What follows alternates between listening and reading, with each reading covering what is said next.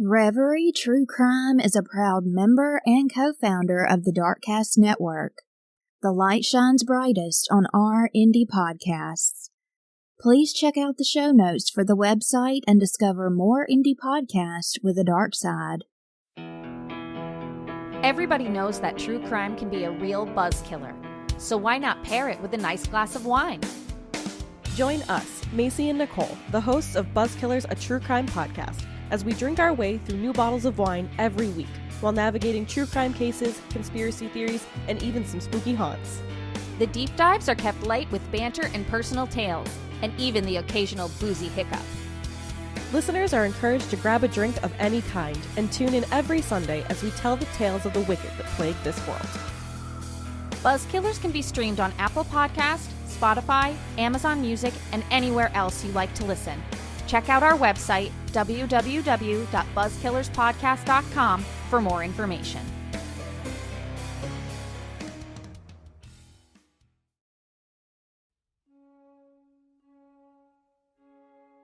Hello and welcome to Reverie True Crime. I'm your host, Paige. After James was arrested, his preliminary hearing kept being postponed so he could be evaluated by a psychiatrist.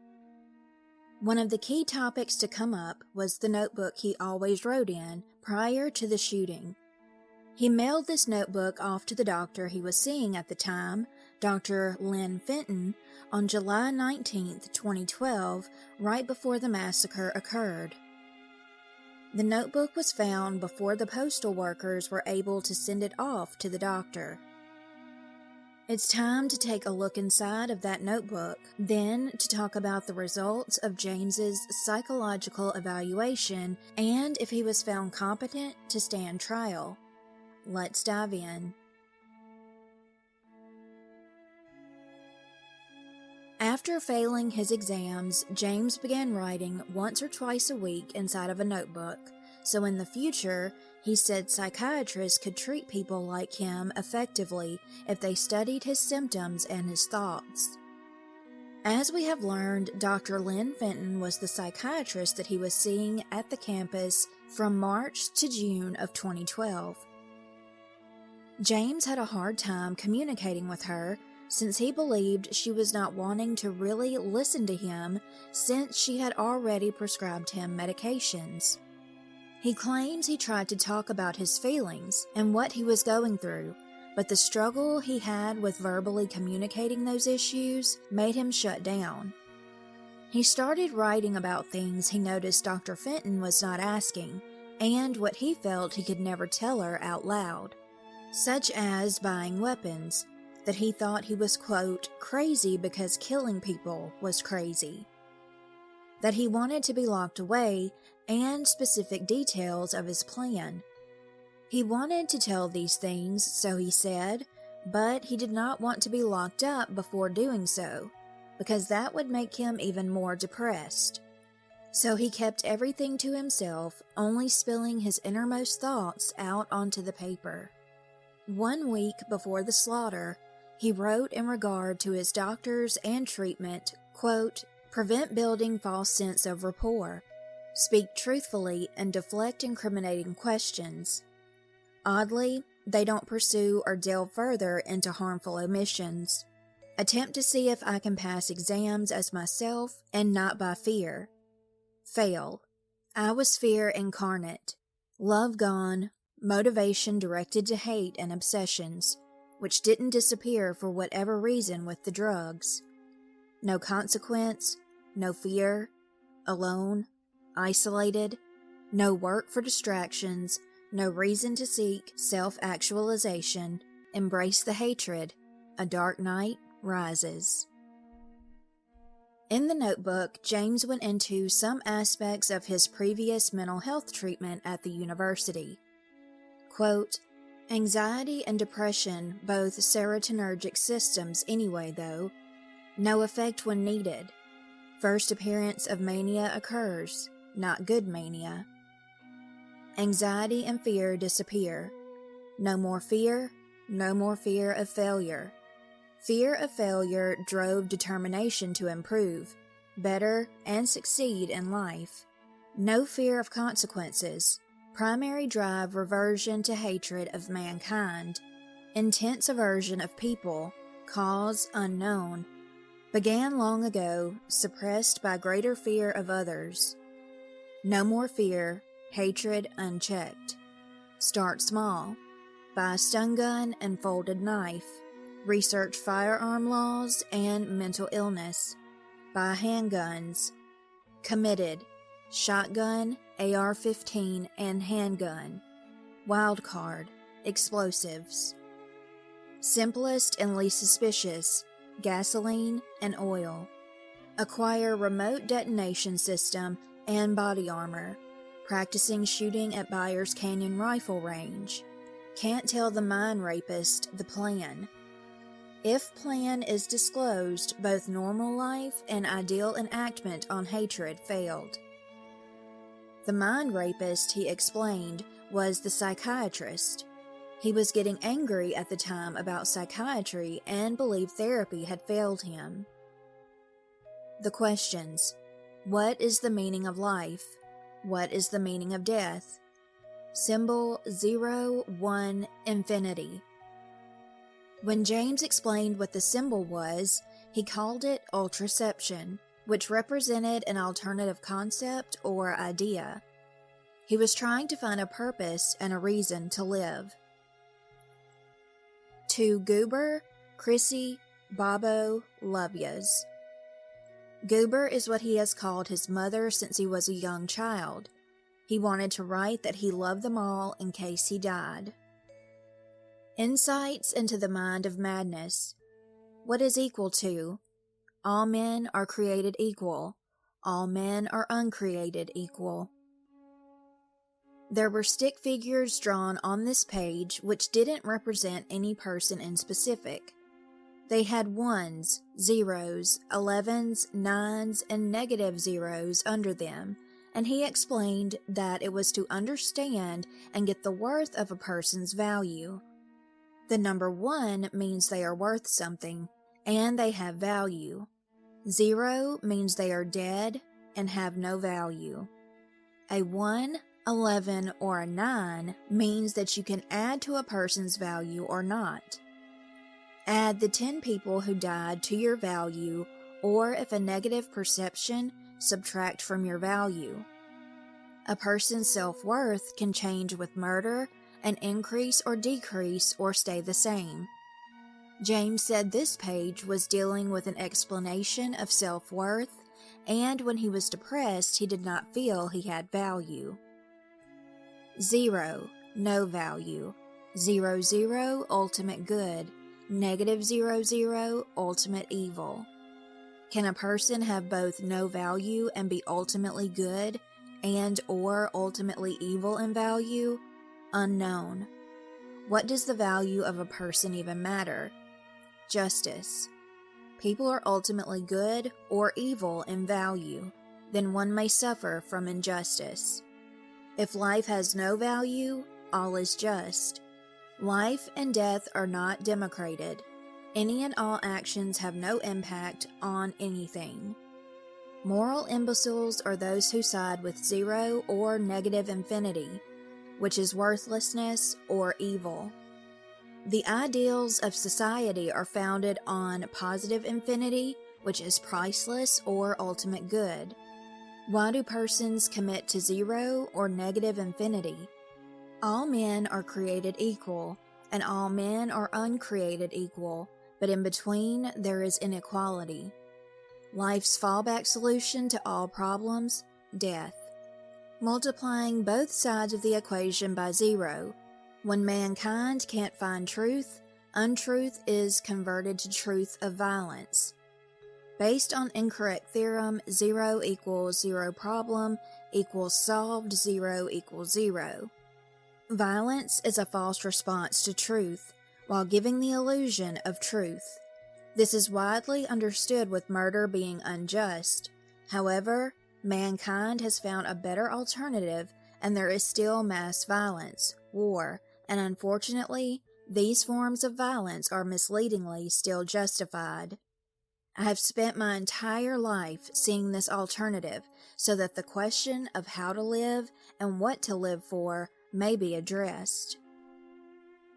James explained that this page demonstrated that violence can be used to solve all problems. Alternatives to death. Number 1, ignore the problem. If the problem or question doesn't exist, then the solution is irrelevant.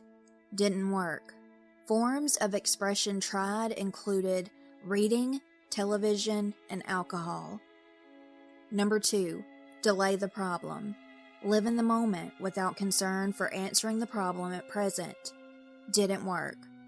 Pursue knowledge to increase the capacity for answering the question with improved cognitive function. Number 3, pawn the problem. If one can't answer the question themselves, get someone else to answer it. Didn't work. Everyone else did not know the solution either. Number 4, love, hate. Despite knowing death is false and suboptimal response, I can't find a working alternative. If all of life is dead, then the questions are, why should life exist? What is the purpose of living? Are then 0, irrelevant. Self-diagnosis of broken mind. Dysphoric mania, after young childhood. Generalized anxiety disorder, social anxiety disorder, OCD, PTSD, all chronic since childhood. Asperger's syndrome, autism, since childhood. ADHD, since childhood. Schizophrenia after young adulthood. Body dysmorphic disorder since childhood. Borderline narcissistic, anxious, avoidant, and excessive compliant personality disorder since childhood. Chronic insomnia since young adulthood. Psychosis after young adulthood. Trichotillomania since teenage years. Adjustment disorder since childhood. Pain disorder since young adulthood. Restless leg syndrome since young adulthood. Symptoms attributed to self-diagnosis. Catatonia. If present in the morning and I know it isn't particularly bad, can get myself to move by thinking, Bambi, get up. You must get up. Onset, June 2012. Frequency, 2 times per week. Often last for 3 to 5 hours in the middle of the day. Excessive fatigue. Present since the beginning of undergraduate studies. Can move but typically need to lie down for an hour. Isolationism. Removing myself from social settings. Being around others is tiring with no apparent reason. Perhaps just an extreme form of introversion. Avoid social interactions. 99% of the time will not initiate a conversation.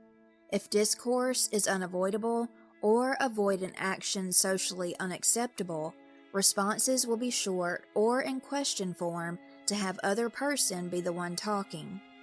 Brief periods of invincibility. Actions are hyperspeed.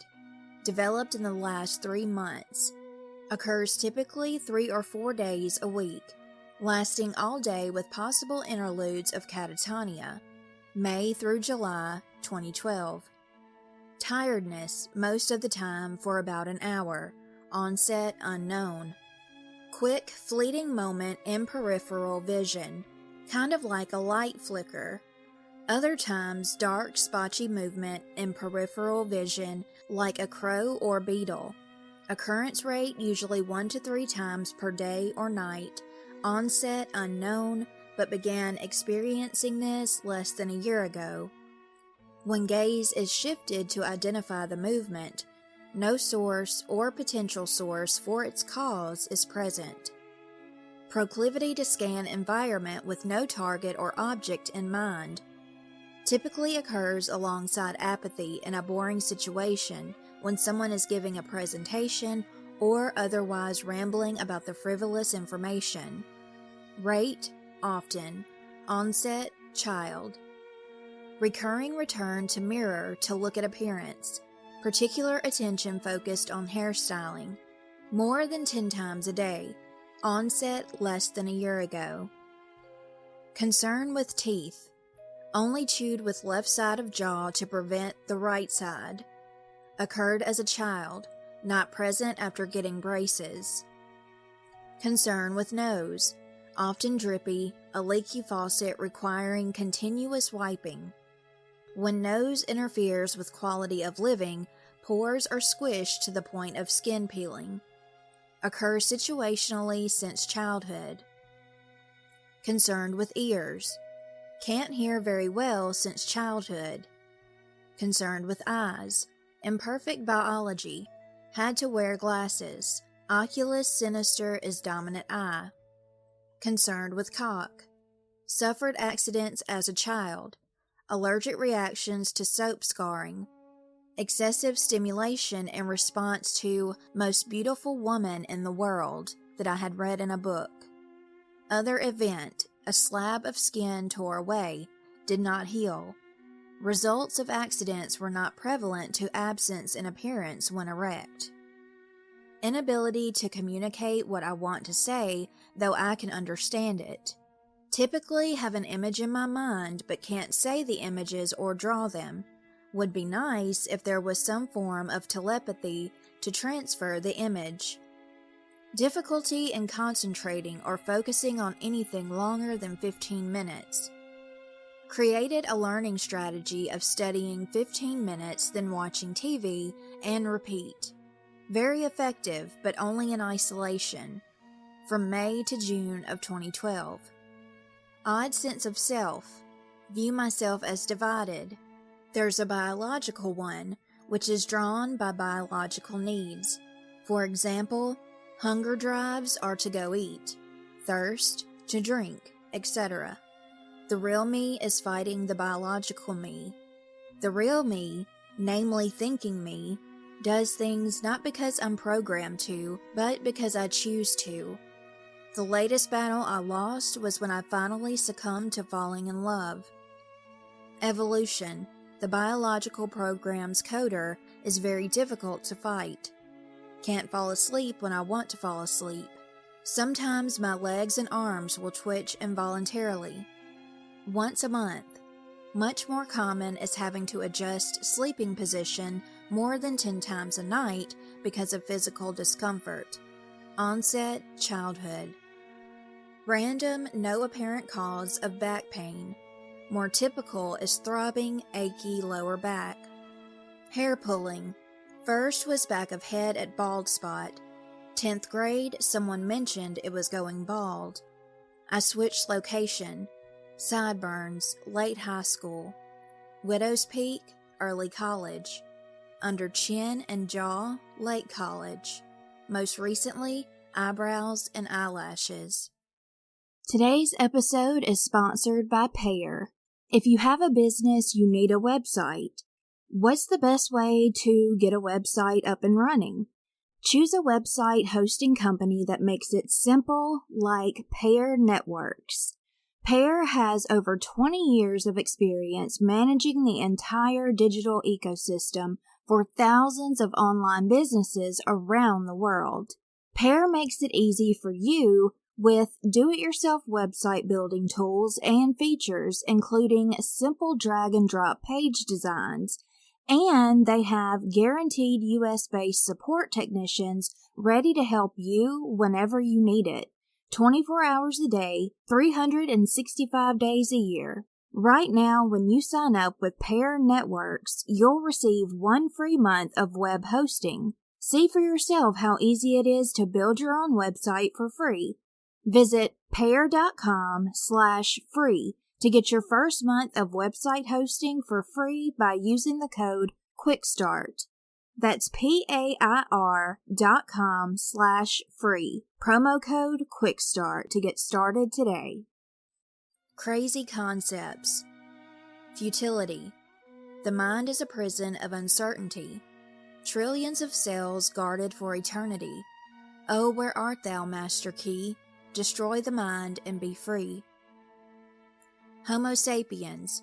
mythical biblical Garden of Eden, consumed fruit of knowledge, cast out of utopia. Mythical Greek, Prometheus steals fire from gods, gives knowledge of fire, demand eternal torture, eagle eating liver. Nothing, easily recognized, but can it be understood? As soon as nothing is described, nothing contains features of something. Even the very symbolic encapsulation of the word nothing is a description.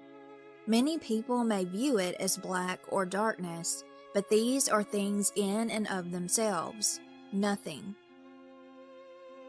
James said of this page that sometimes knowledge is not very beneficial, and that is what he was trying to convey.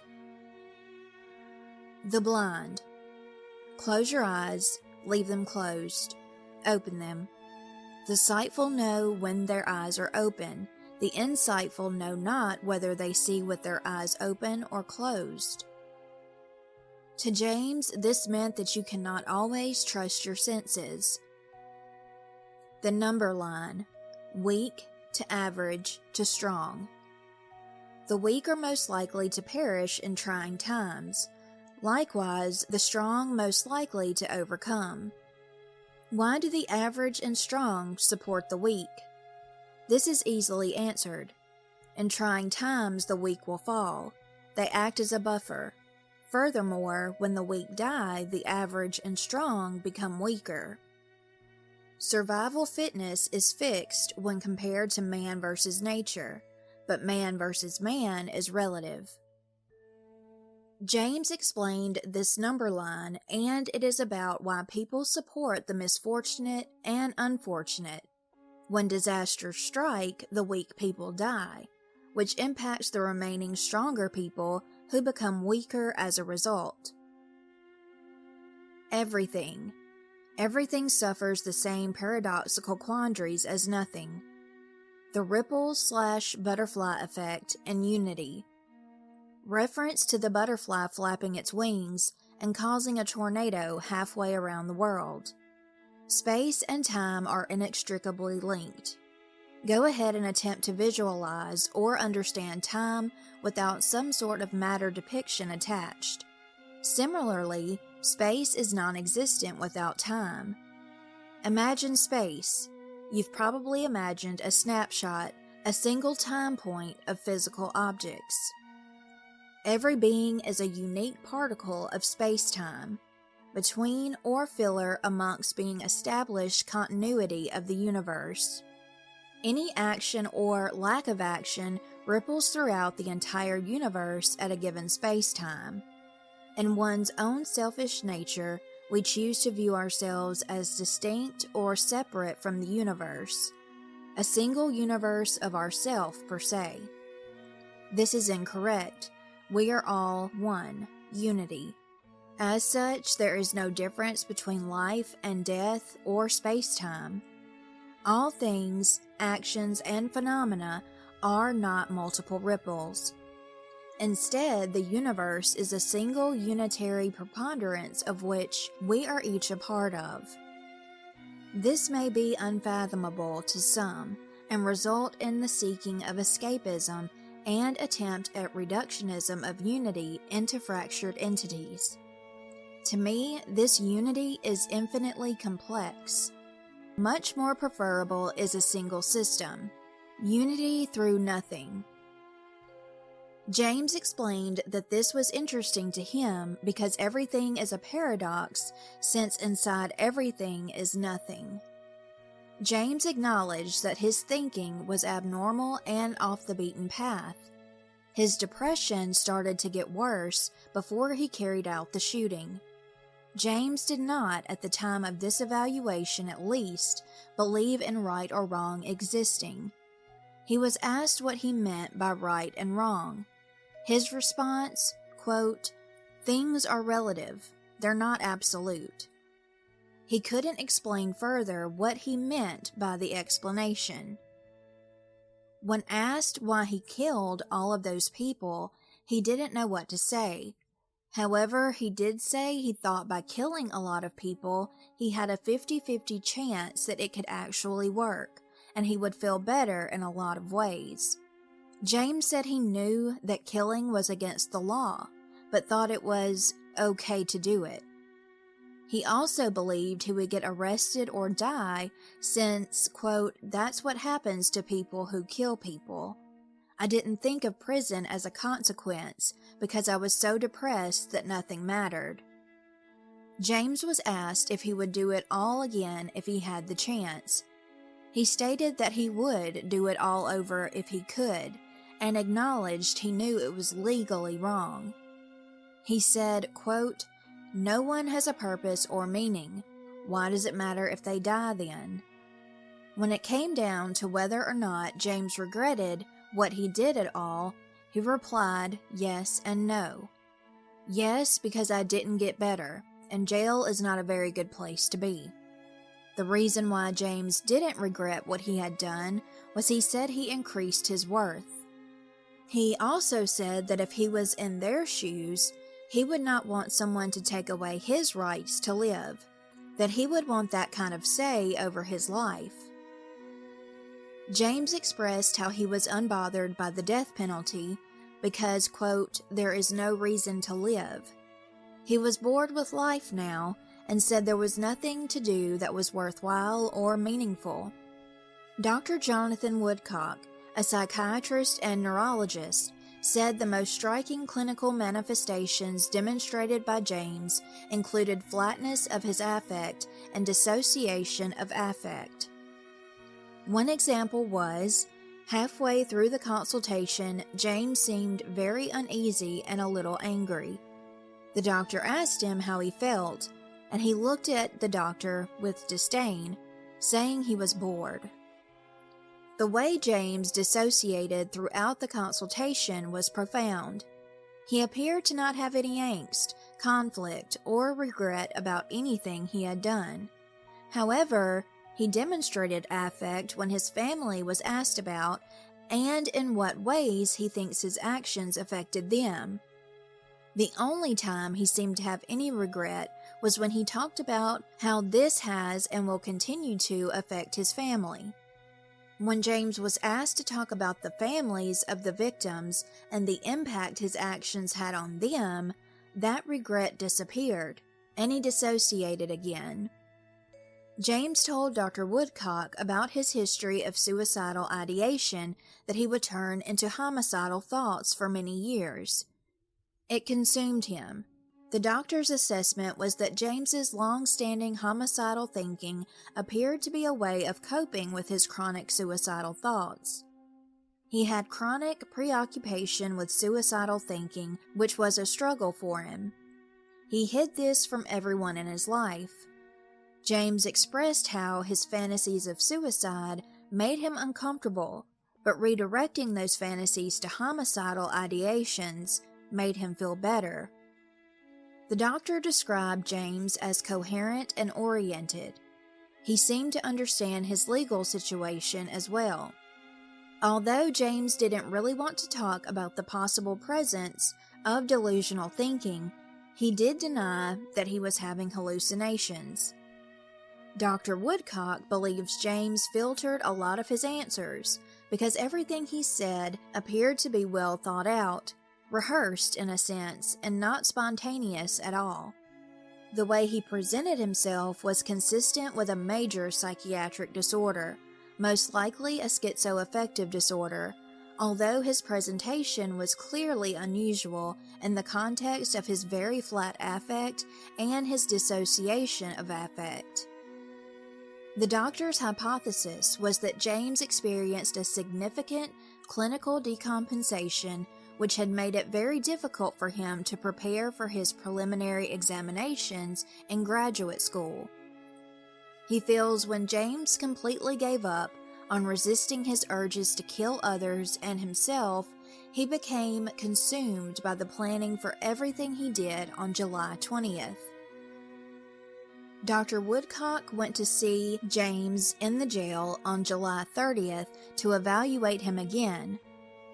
There were no indicators that he should be put on suicide watch. He was in the infirmary with cameras monitoring him, and that was sufficient. The doctor noted that there were features of psychosis, mainly affective blocking, not being in touch, and referential thinking. During November of 2012, James stopped eating.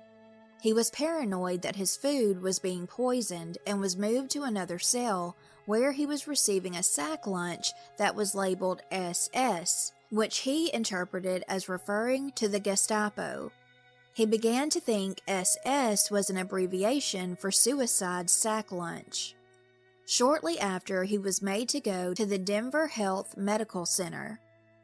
He was experiencing delirium caused by dehydration and electrolyte abnormalities. A deputy saw James jumping off of his bunk, likely trying to injure himself but not attempting suicide.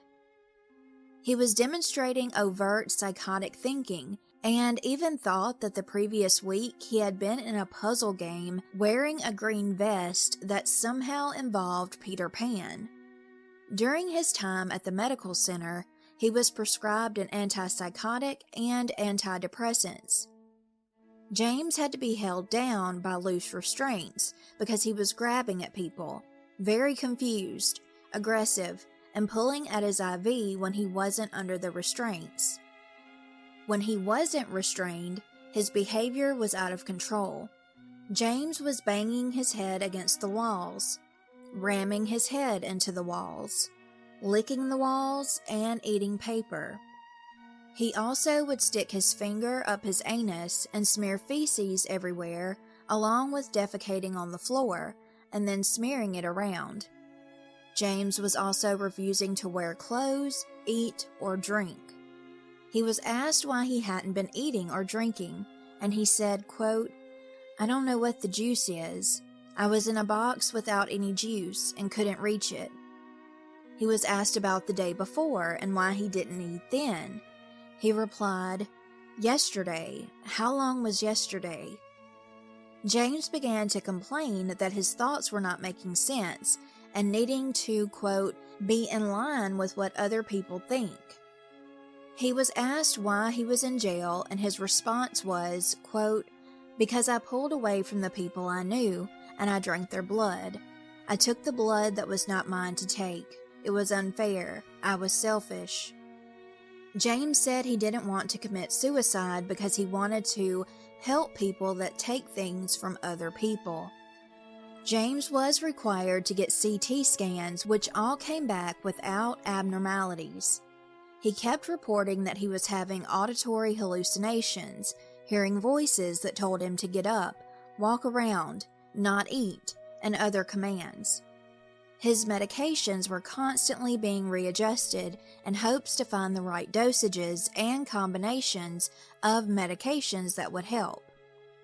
By November 20th, the visual hallucinations had stopped, and he wasn't hearing the shadow voices much anymore.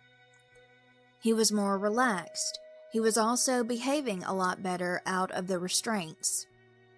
When he was transferred back to the jail, he claimed he didn't remember any of his thoughts, actions, or statements during his time at the medical center.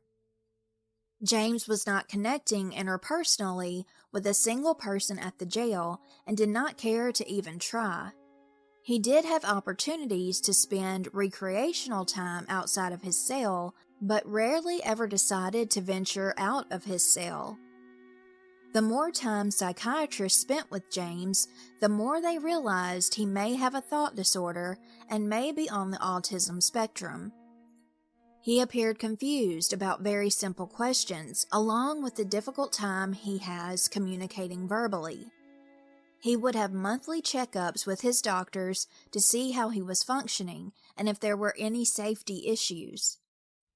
When it came to his competency to stand trial, James demonstrated an adequate understanding of the roles of the various courtroom participants, such as his attorneys, the district attorneys, judge, jury, and witnesses. He also understood the charges against him and the nature and implications of the various pleas that were available to him. James was found not to be so diseased or defective in the mind on July 20th, 2012, that he couldn't tell the difference between right and wrong. James did meet the criteria for legal sanity at the time he committed the crimes. He was fully capable of consulting with his lawyer and having rational understanding to assist in his defense, and he had the ability to understand the criminal proceedings. He was found legally competent to proceed. In next week's episode, I'll cover the trial, verdict, and any of the newest updates. Thank you so much for listening to today's episode, and as always, stay safe and take care.